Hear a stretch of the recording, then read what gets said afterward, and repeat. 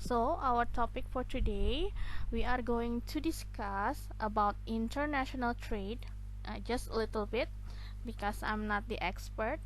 I'm not the expert for economic themes. So I'm just going to discuss a little bit about international trade. What is international trade? What is international trade, and what you are going to learn in international trade. After this topic, we are going to continue to asking, agree and disagree about someone's opinion. We can use some phrases to ask about to ask about someone's opinion, about someone is agree or disagree with the opinion that they give, or someone giving opinion in a meeting. So this is an expression that you can use in a meeting. And then the last topic is about inquiry letter. So today we are going to have now we are going to have three topics. The first one is about international trade. After that, we continue with asking opinion, agree and disagree, and the last one is about inquiry letter. Okay, let's start with the first topic for today, world trade, international trade, perdagangan internasional atau perdagangan dunia. As you can see on the screen, this is a little bit an explanation about international trade. In 2019, the world as a whole produced goods and services worth about 88 trillion at current prices. Jadi tahun 2019 dunia sebagai produsen itu mempunyai nilai 88 triliun dolar. Jadi secara perputaran perdagangan di dunia itu pada tahun 2019 mencapai 88 triliun dolar Of this total, about 30% was sold across national borders. 30% dari 88 triliun itu adalah penjualan antar negara yang bertetangga, negara yang memiliki perbatasan nasional. Jadi negara tetangga misalnya kayak Indonesia ke Malaysia, atau misalnya Indonesia dengan Australia, gitu kan, kita punya negara tetangga jadi mereka memang kebanyakan perdagangan internasional ini dilakukan antar negara yang jaraknya dekat, bertetangga. World trade in goods and service was almost 25 trillion. Jadi perdagangan dunia itu hampir mencapai 25 triliun dolar. Banyak banget uangnya That's whole lot of exporting and importing. Jadi kita banyak kegiatan impor dan ekspor In international trade, we analyze why countries sell much of what they produce to other country and why they purchase most of what they consume from other countries. Jadi dalam nanti mungkin kalian akan ada mata kuliah yang mempelajari mengenai perdagangan internasional. Dalam perdagangan internasional itu mereka menganalisa kenapa satu negara menjual produk yang mereka punya atau produk yang mereka hasilkan ke negara lain, dan kenapa kebalikannya juga mereka membeli barang atau jasa yang mereka konsumsi dari negara yang lain. Jadi ini seperti pertukarannya, perdagangan ekspor dan impor. Kenapa suatu negara mengadakan kegiatan ekspor dan juga kegiatan impor?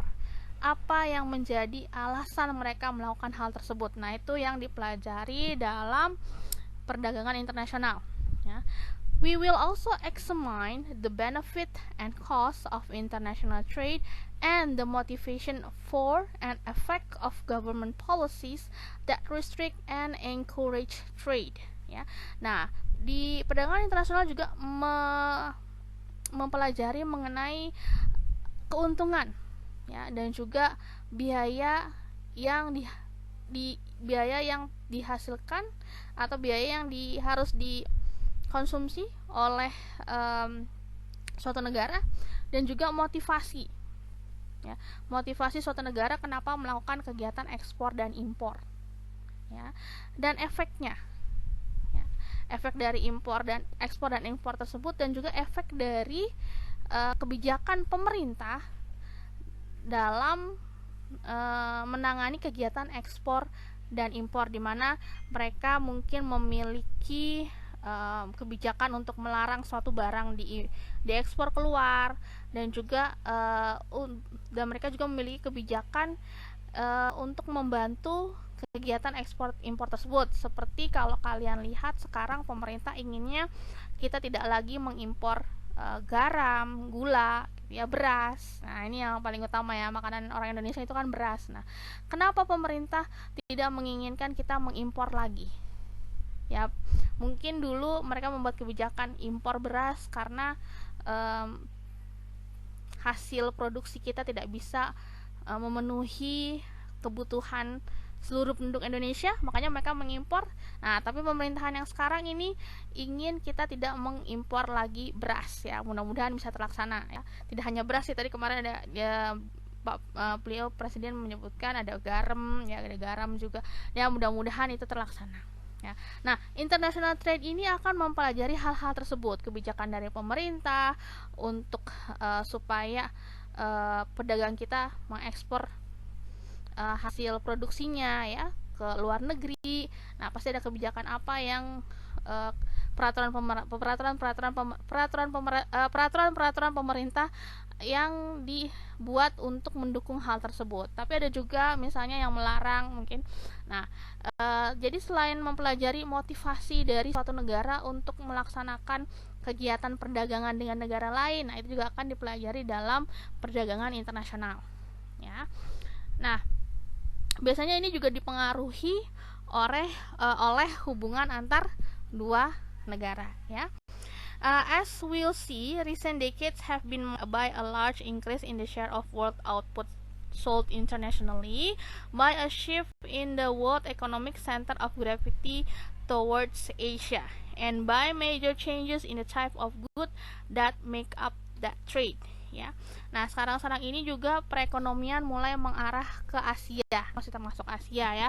Jadi seperti Cina, lalu Korea Selatan. Nah, itu banyak sekali tadinya yang perdagangan itu berpusat di Eropa, Amerika. Nah, sekarang mereka mulai bergeser ke arah Asia, ya.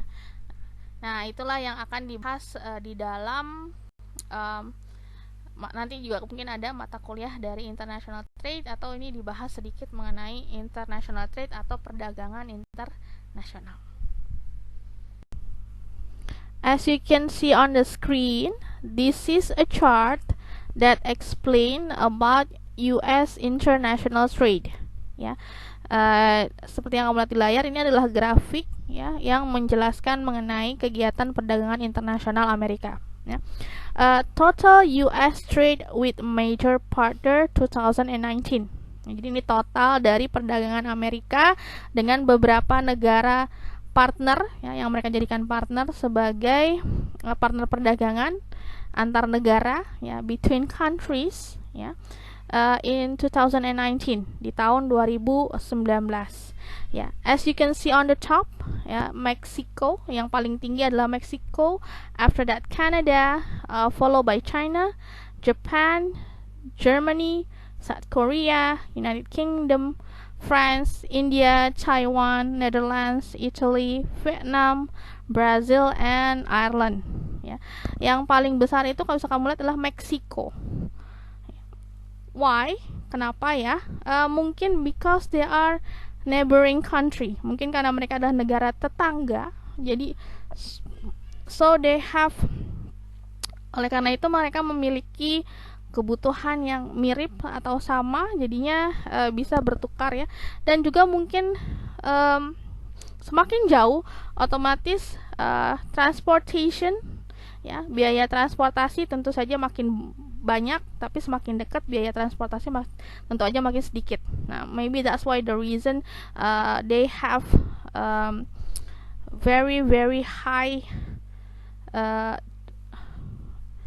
nilainya sangat tinggi, ya, for them to do the international, untuk melakukan perdagangan antar negara.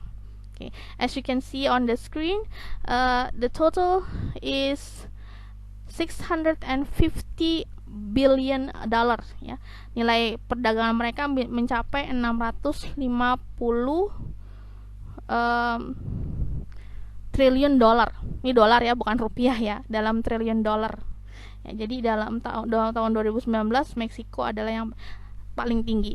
After Mexico, the second one is Canada. Ya, yang kedua, yang paling tinggi kedua setelah Meksiko adalah dengan Kanada. Still neighboring country, masih negara tetangga. Ya, secara transport kita kadang naik Gojek atau naik Grab aja kadang suka banyak ya, semakin banyak jaraknya otomatis ongkosnya semakin mahal sama.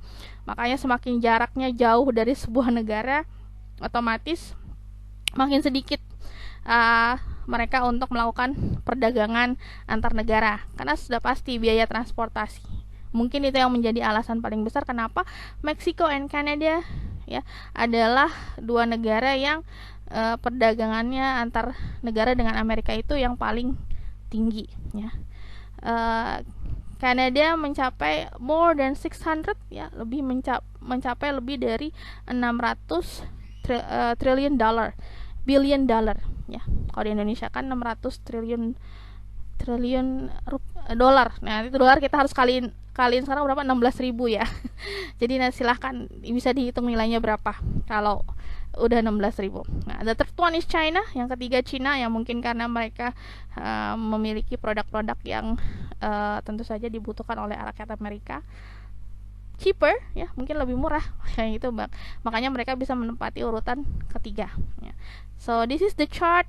Ini adalah chart graph that explain about US trade with other country ya, perdagangan Amerika dengan negara lainnya. Of course they have contract, tentu aja mereka ada perjanjian yang lain. Nah, itu adalah memang ya rahasia mereka atau apa yang mereka perjualbelikan. Nah, tapi biasanya kalau kita lihat dari international trade, mereka pasti akan lebih memilih dengan berdagang dengan negara tetangga atau yang dekat ya, untuk menghemat uang ongkos transportasi. Mungkin salah satu alasan. Nah, tapi mungkin juga ada alasan lainnya kenapa mereka lebih memilih bekerja sama dengan negara tetangga. Our next topic is about asking opinion, agree and disagree with someone's opinion. Jadi topik kita berikutnya adalah mengenai how to ask opinion, bagaimana kita menanyakan mengenai pendapat seseorang, agree and disagree with someone's opinion, menyetujui dan tidak setuju dengan pendapat seseorang. Ya.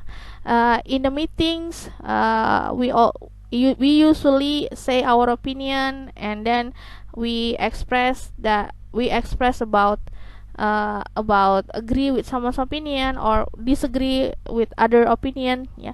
Kita di dalam pastinya dalam rapat atau diskusi, when we do a meeting or a discussion, sometimes we agree with someone's opinion and sometimes we don't ya. Kadang kita setuju dengan pendapat seseorang, kadang juga kita tidak setuju dengan pendapat orang tersebut ya. How we express that in English, bagaimana cara kita mengekspresikannya dalam bahasa Inggris ya. How we ask opinion, bagaimana kita menanyakan pendapat seseorang lalu menyetujui pendapat tersebut atau mungkin tidak setuju ya. So today we are going to discuss about asking opinion, agree and disagree.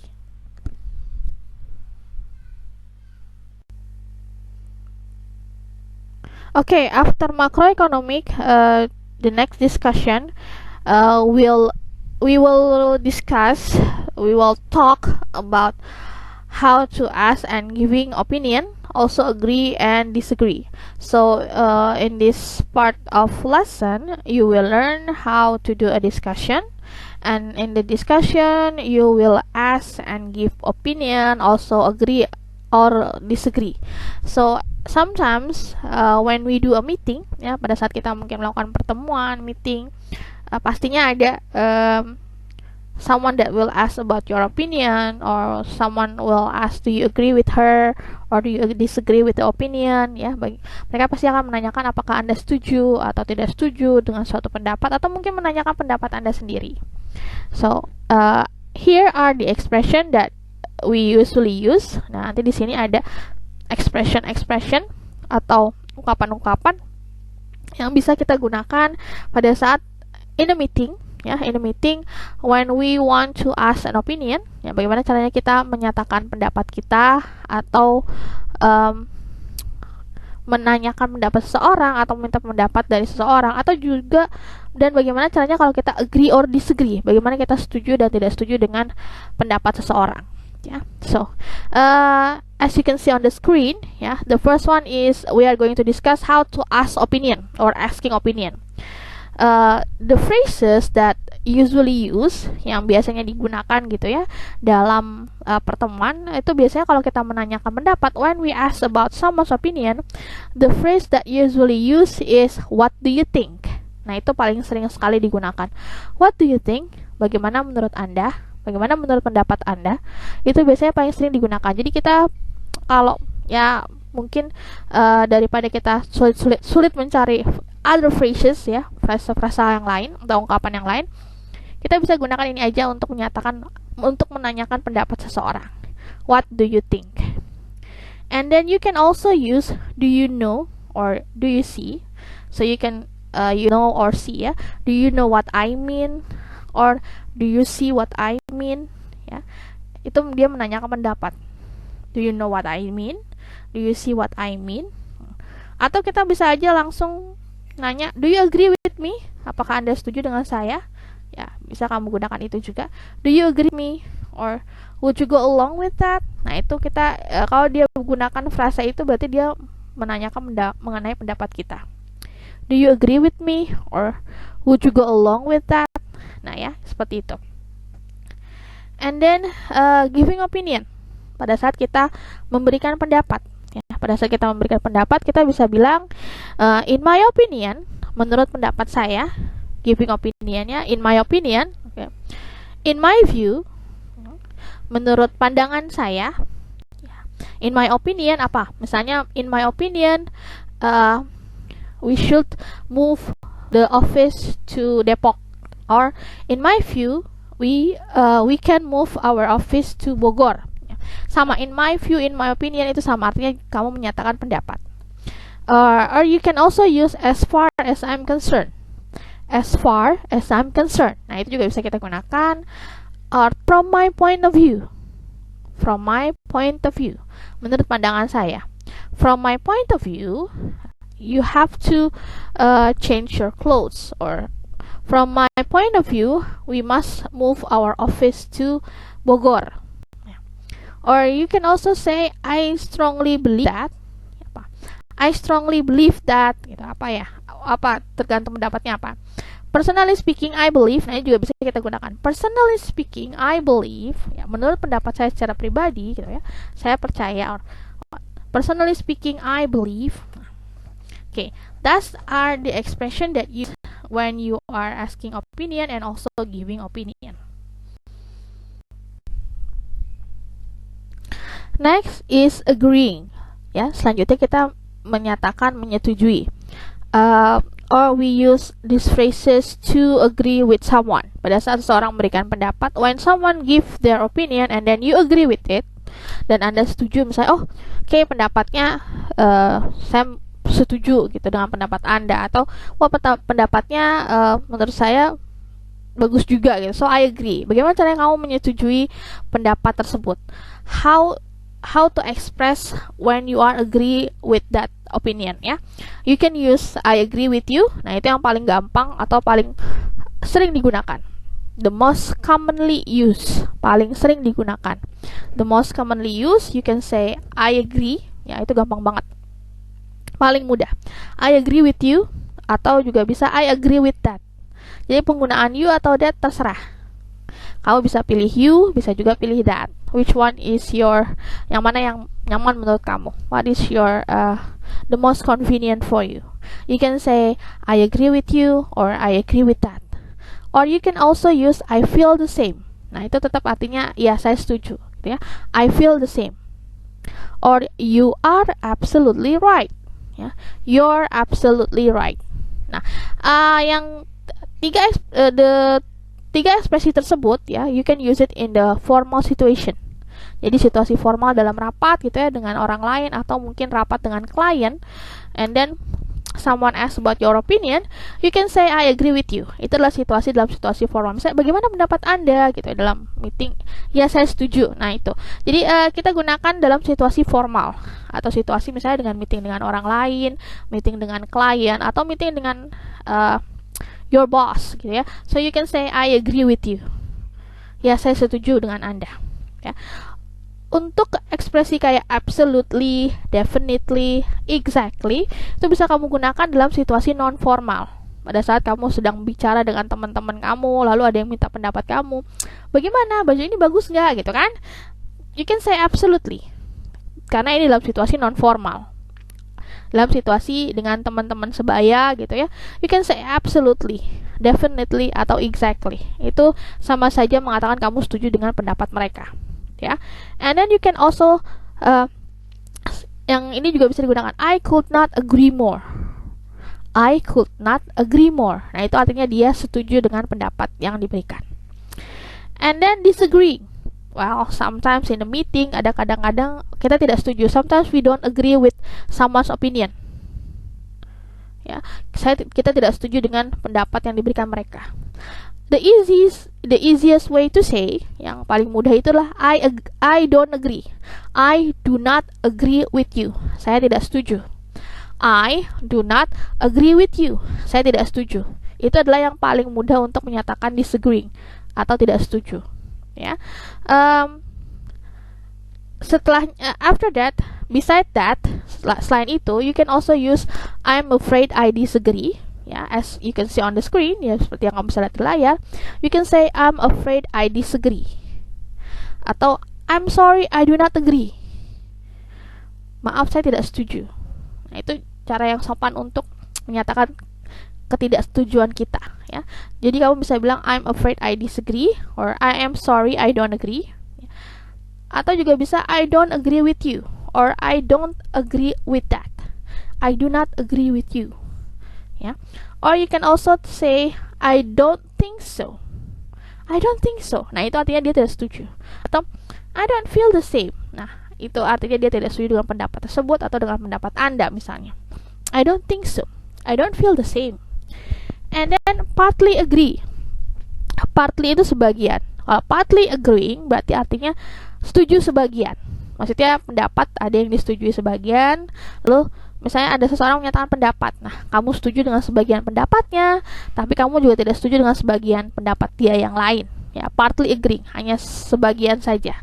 Jadi, kita bisa nyatakan atau kita bisa bilang dengan I see your point, but saya melihat maksud Anda, tetapi I see your point, but you make a good point, but I kind of agree with you, or I kind of agree with that.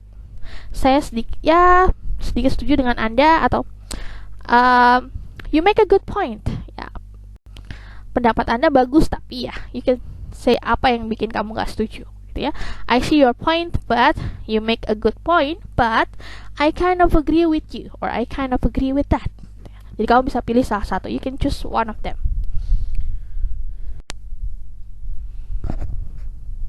Next are interruption. Ya, in the meeting. Ya, interruption can happen. Ya, pada saat meeting, pertemuan, pasti interupsi bisa saja terjadi kan.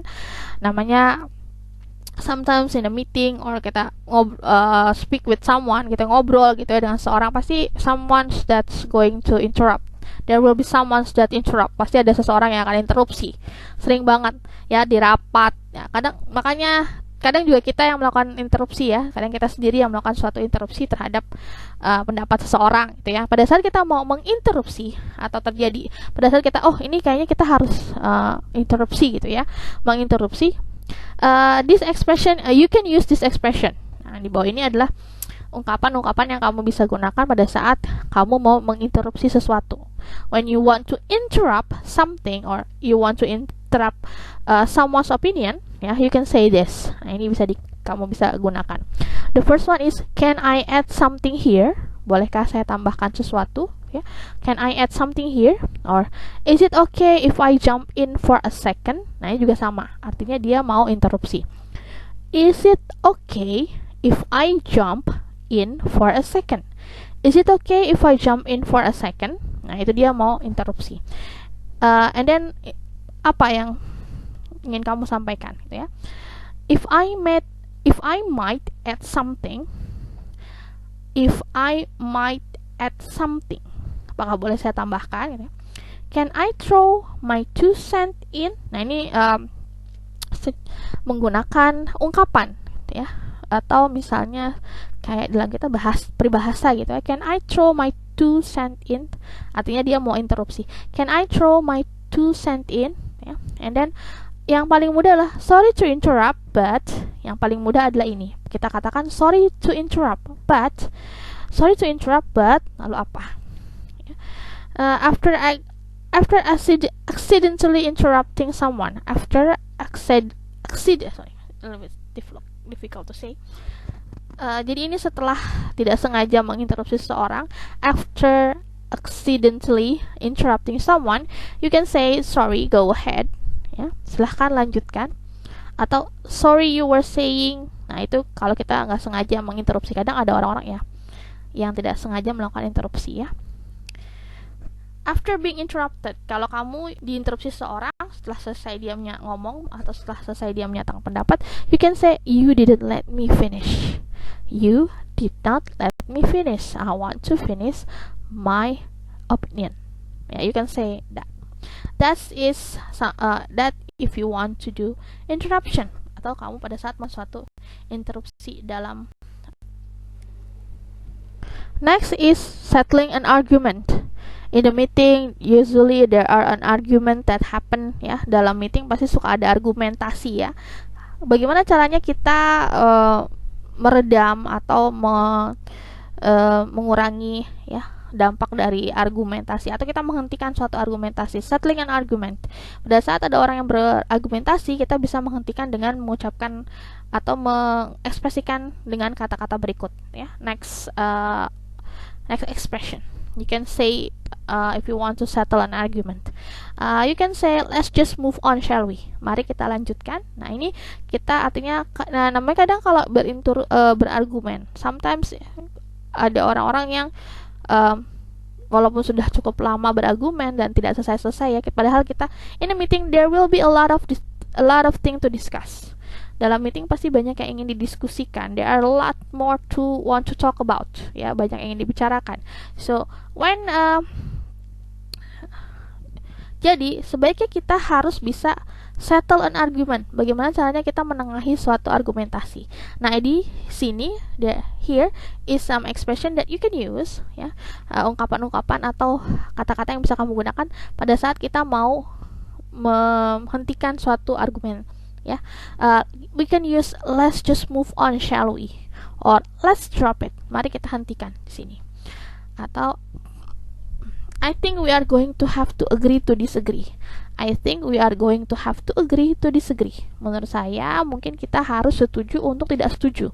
Artinya mereka punya pendapat masing-masing dan ya tidak perlu dilanjutkan diskusinya atau tidak perlu dilanjutkan argumentasinya karena mereka tetap akan mempertahankan pendapat masing-masing. Dan kalau kita terusin nggak akan selesai. Jadi mungkin ya kita bisa gunakan ungkapan ini ya. I think we are going to agree to disagree. Mungkin kita harus setuju bahwa kita tidak setuju. Ya. Ada juga sarcastic way. Kalau kamu mau sarkasm ya, kalau mau menyindir seseorang, kadang kan berargumentasi kita melontarkan pendapat A lalu dia membalas lalu dibalas lagi. Nah, kadang kita kalau udah capek ya, you can say whatever you say. Apa terserah kamu aja deh gitu ya. Whatever you say or if you say so. Jadi kamu bisa gunakan whatever you say atau if you say so, ya udah deh gitu, daripada diterusin nanti malah tambah ribut gitu kan. So you can say whatever you say or if you say so. Next is about supporting your opinion. Ya, pada saat kita menyatakan suatu pendapat, kita pasti harus mensupport atau memberikan dukungan kepada pendapat kita. Kita jangan hanya asal memberikan pendapat saja. Tapi alasannya apa? Misalnya, saya tidak setuju kalau perusahaan kita harus pindah. I don't agree if our company have to move. Why? Kenapa kamu tidak setuju perusahaan tidak boleh pindah? Kenapa? So you can express with advantage or disadvantage. Ya, kamu bisa katakan mengenai keuntungan atau kerugian kalau misalnya kalau kamu tidak setuju perusahaan pindah, kerugian apa yang dialami kalau perusahaan pindah gitu ya. Atau you can also say about the advantage, keuntungan kalau misalnya kamu setuju perusahaan kamu pindah. If you agree the company must move, what is the advantage, ya apa saja keuntungan kalau perusahaan kamu pindah. That is the way to support your opinion. Jadi kita tidak hanya kenapa kamu nggak suka, I just don't like it. Kenapa sih kamu nggak suka? Saya nggak suka aja. Nah, itu adalah suatu hal yang tidak boleh dilakukan dalam meeting.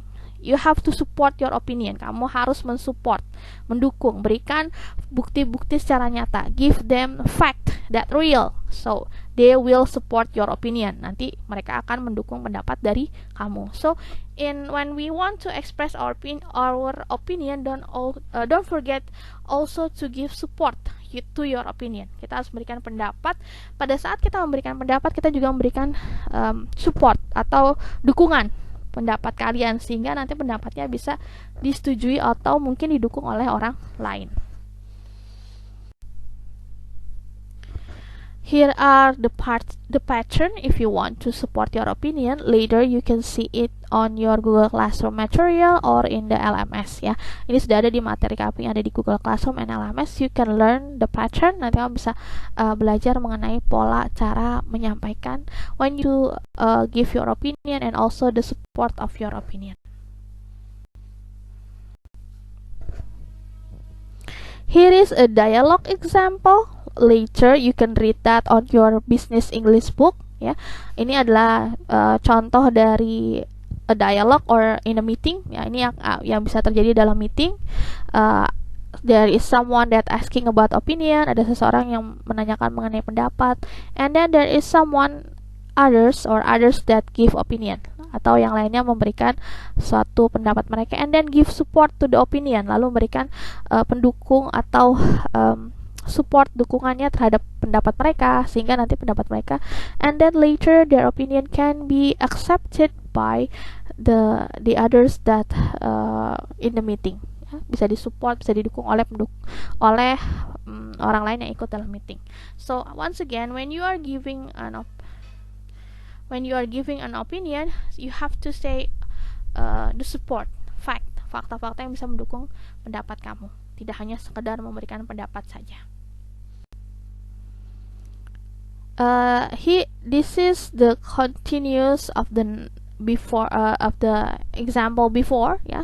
Ini kelanjutan dari contoh yang sebelumnya, where there is someone that give an opinion and then the support of his or her opinion. Di sini ada seseorang memberikan pendapat, lalu support ya, dukungan dari pendapat yang dimiliki oleh orang tersebut, the opinion that they have, and then they give support.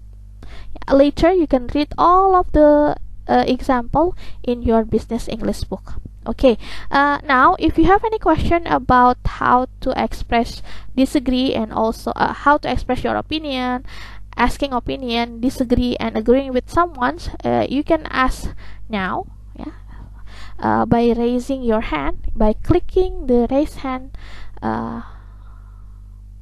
click the raise hand emoticon or maybe okay, sorry, if you have any question, you can ask me right now using the raise hand icon, or you can also using chat. Yeah, you can write down your question in chat room, and then I will answer the chat. So please, if you have any question, you can ask now. The next topic that we are going to discuss is about inquiry letter. Inquiry letter is usually used in the business environment. Ya, untuk surat inquiry ini sering digunakan dalam lingkungan bisnis. Nanti later we are going to see what is the definition of inquiry letter and how to write it down. Jadi kita akan lihat definisi dari surat inquiry, and then how to write one. Bagaimana cara kita menulis surat inquiry ya. Once again, inquiry letter is a formal letter ya. Inquiry letter is a formal letter ya. Jadi ini adalah surat formal, sering digunakan dalam korespondensi in a business correspondent ya. Dalam bisnis korespondensi atau surat menyurat dalam bahasa Inggris. Later we can see how to write it down in the form of email and also in the form of letter. Nanti kita akan lihat bagaimana cara kita menuliskannya dalam bentuk email ataupun surat.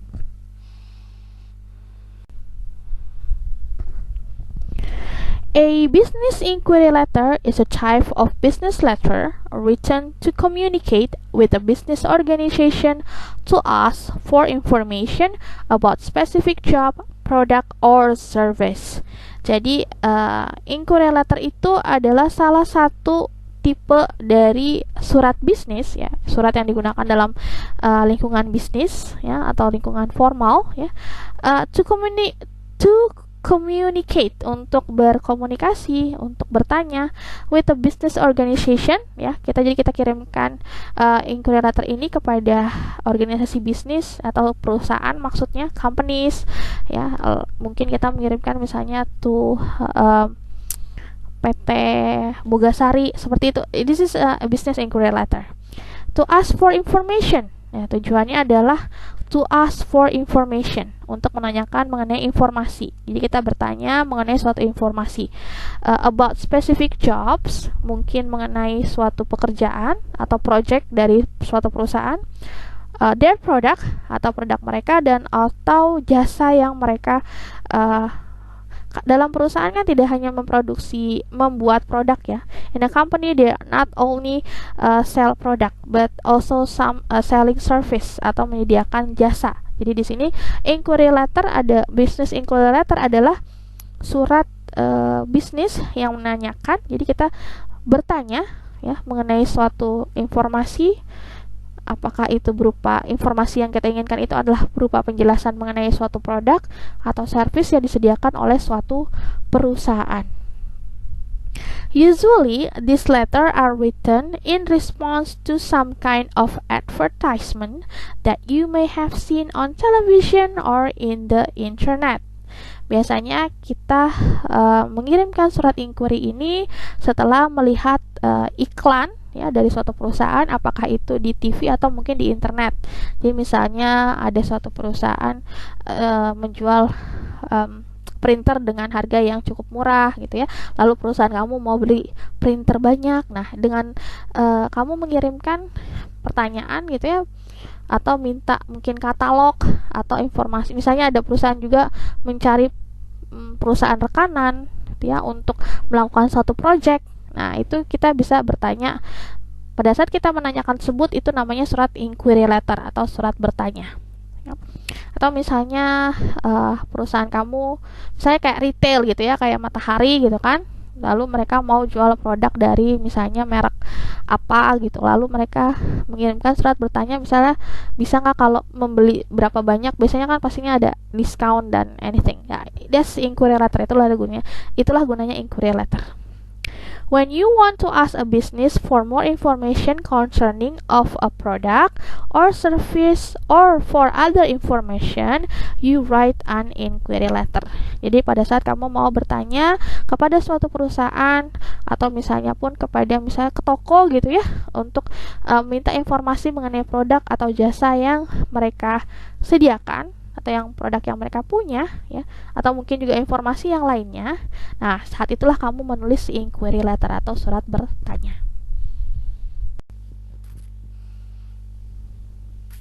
Inquiry letter can be written and mailed or emailed. Jadi setelah kita menulis surat inquiry, kita bisa kirim lewat email atau mungkin kita kirimkan lewat pos, mail. Jadi kita bisa kirim dengan pos biasa, gitu ya, dengan surat resmi menggunakan jasa kurir, ya, atau mungkin kantor pos, ya, surat seperti biasa, atau email. Jadi surat inquiry ini tidak harus bersifat harus kita kirimkan dalam bentuk surat lalu kita kirimkan, gitu ya, tapi kita juga bisa membuat surat inquiry lalu kita kirim, then we send it with using email. Nanti kita kirimkan suratnya menggunakan email. In a business-to-business setting, a company's employees can write inquiries to ask the same type of question about product and service. Ya, dalam situasi bisnis, ya, karyawan suatu perusahaan bisa menanyakan mengenai sesuatu hal yang sama mengenai produk dan service yang disediakan oleh perusahaan yang lain. For example, a company representative may want information on buying product wholesale from a distributor, or a growing small business may need to outsource its bookkeeping and payroll and want to contract with a firm. Mungkin di sini maksudnya adalah ada sebuah perusahaan yang mau meminta informasi mengenai suatu produk yang belinya wholesale, berarti banyak ya produknya dari sebuah distribusi. Nah, dari distributor. Nah, di situ kita bisa inquiry letter untuk menanyakan mengenai produk tersebut. Atau misalnya juga bisa kadang ada perusahaan atau toko kecil yang mungkin pajaknya perlu dihitung oleh seorang akuntan. Nah, itu juga dia bisa menggunakan inquiry letter untuk menanyakan mengenai jasa yang harus dibayarkan atau berapa biaya kalau misalnya kita mau minta mereka untuk mengerjakan pembukuan seperti itu ya, karena tidak semua harus dilakukan oleh si pemilik bisnis gitu ya. Mungkin pemilik bisnis ada juga yang tidak ahli dalam akuntansi. Nah, dia bisa meminta atau biro akuntan untuk menghitung pajak dan mungkin pendapatan mereka. Next are important language expression for a business inquiry letter. Jadi di sini adalah ekspresi atau ungkapan-ungkapan ya, kalimat yang kita bisa gunakan dalam business inquiry letter. The start, we can use dear Mr. or Mrs. or Miss, and then put the name if you know the person's name. Kalau kamu tahu namanya, nama orang yang kamu tuju untuk menanyakan inquiry letter, kadang kan biasanya dalam iklan ada yang contact person. Nah, itu adalah orang yang akan kita hubungi kalau kita mau menanyakan sesuatu. So we have to write down. Ya, kalau kita lihat dari namanya udah tahu mungkin laki-laki, ya kita gunakan Mr. Ya, dear misalnya Thomas ya, jadi dear Mr. Thomas. For woman, untuk wanita lebih baik kita gunakan Miss, karena kita kan nggak tahu dia sudah menikah atau belum. We don't know if the person is already married or not, so we use Miss. See, dear Miss Laila Desnaranti or dear Miss Anita. So kita just use Miss. Or if we don't know the person's name, atau mungkin di dalam iklan perusahaannya tidak dituliskan orang yang mesti dihubungi atau contact personnya, kita bisa gunakan to whom it may concern. Jadi kalau kita tidak tahu kita harus atau ditujukan kepada siapa surat ini ya, kita tidak tahu nama orang yang harus kita tuju, kita bisa gunakan to whom it may concern. To whom it may concern. Very formal, use when you don't know the persons to whom you are writing. Ya, ini adalah surat yang sangat formal di mana kamu tidak tahu kepada siapa atau harus menuliskan nama siapa dalam suratnya. So you can write down to whom it may concern.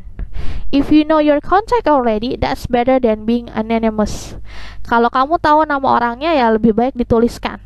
Itu akan sangat lebih baik daripada tidak ada nama yang dituliskan. Tapi kalau memang kita benar-benar tidak tahu kepada siapa surat ini harus dikirimkan atau ditujukan, kita tuliskan to whom it may concern.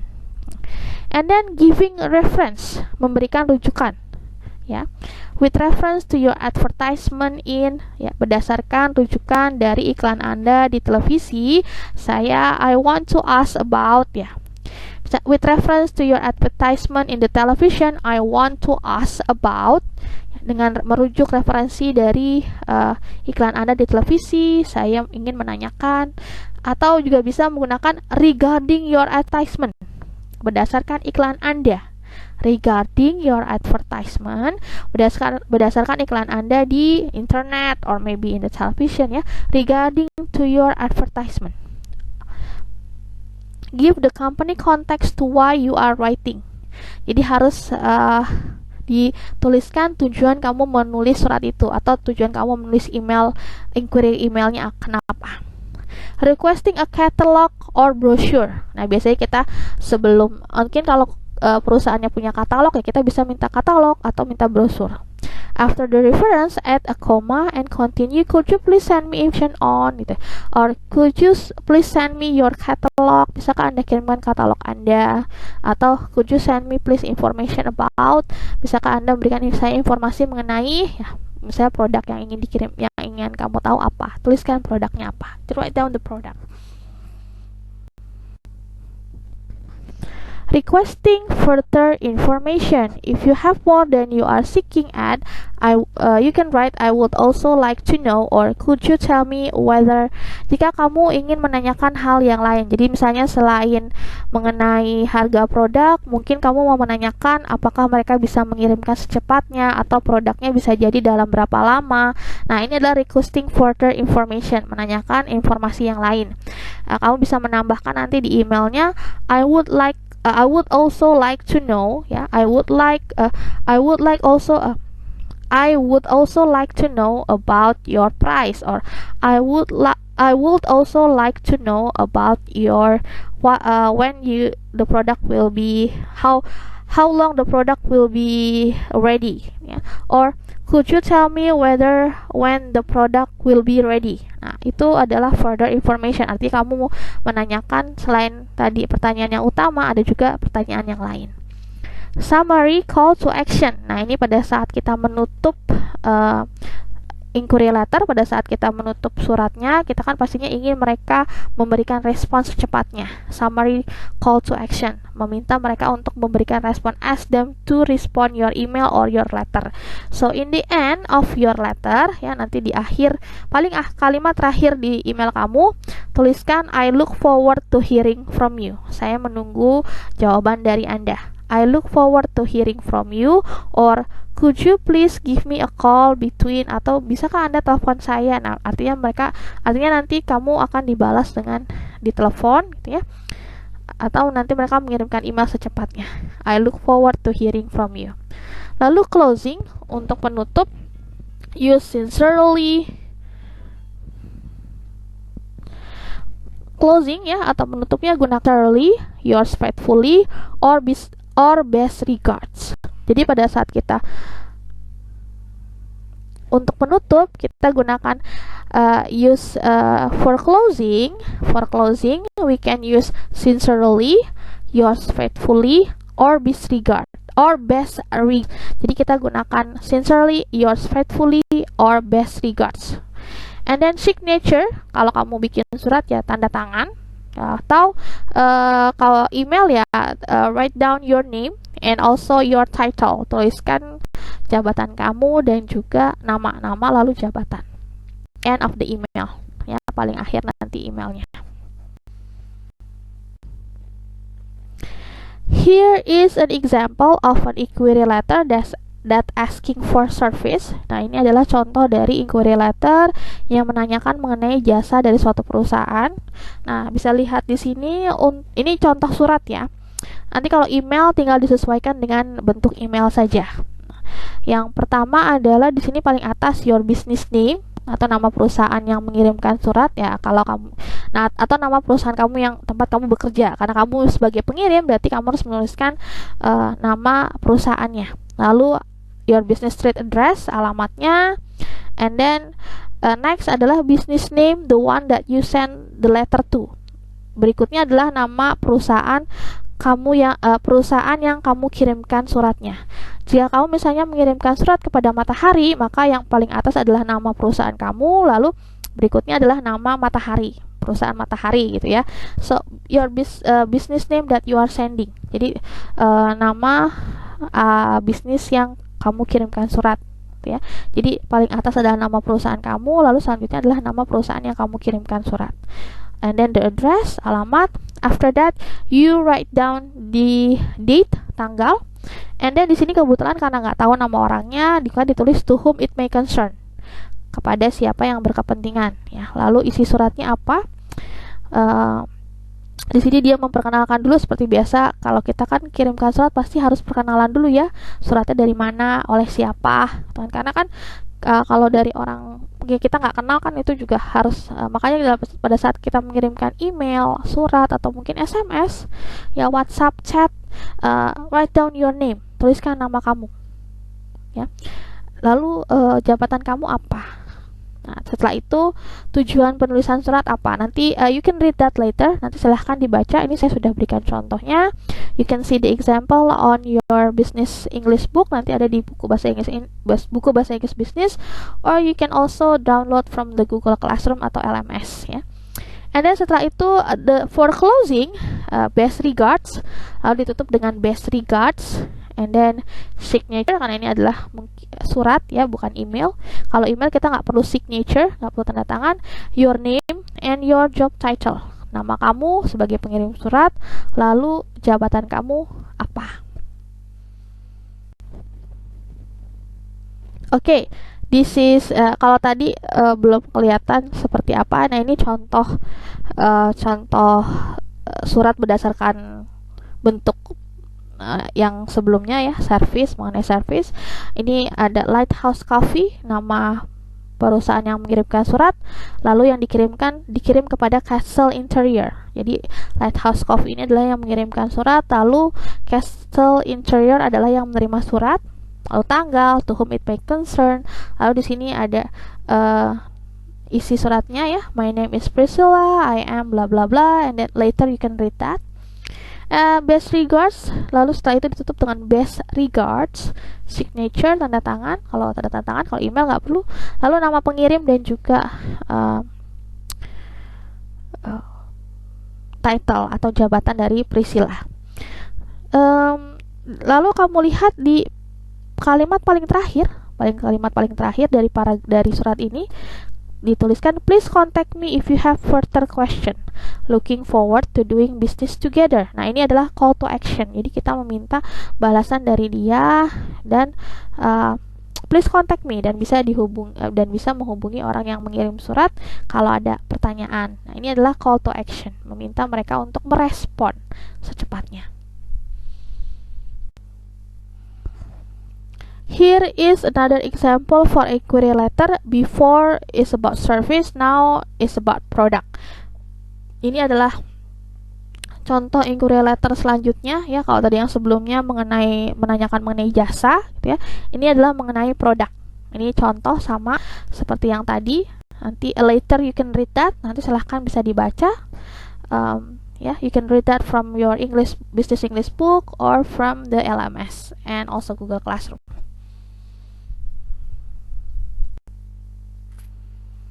Okay, as you can see on the screen, the next is still about an example, masih contoh ya. Ini contoh kalau tadi draft, ya kalau tadi sebelumnya di atas adalah draftnya. Ini adalah contoh di mana kita menggunakan draft tersebut. Kayak ini contohnya di paling awal kan sudah saya bilang adalah nama perusahaan yang pengirim surat ya. Ini yang mengirim adalah Blue Roses Cafe. Dia mengirim kepada Classic Furniture ya. And then asking about the product. After the addresses of the companies, you write down the date, tuliskan tanggal, and then to whom it may concern, kepada siapa yang berkepentingan. Lalu best regards ya, untuk ditutup dengan best regards, signature ya, if you write a letter. If you writing an email, do not signature, jangan ditandatangan kalau kamu kirim email. If you send a letter, if you send an email, do not sign it. Jangan ditandatangan pada saat kita mengirimkan email. Ya. Okay, that's inquiry letter. Ya. If you have any question, please ask now. You can ask now if you have any question. Raise your hand using the raise hand icon, or you can also write it down in chat. Silahkan jika ada pertanyaan, you can raise your hand, angkat tangannya, or you can also ask using chat. Atau silahkan gunakan chatnya, nanti I will answer the question.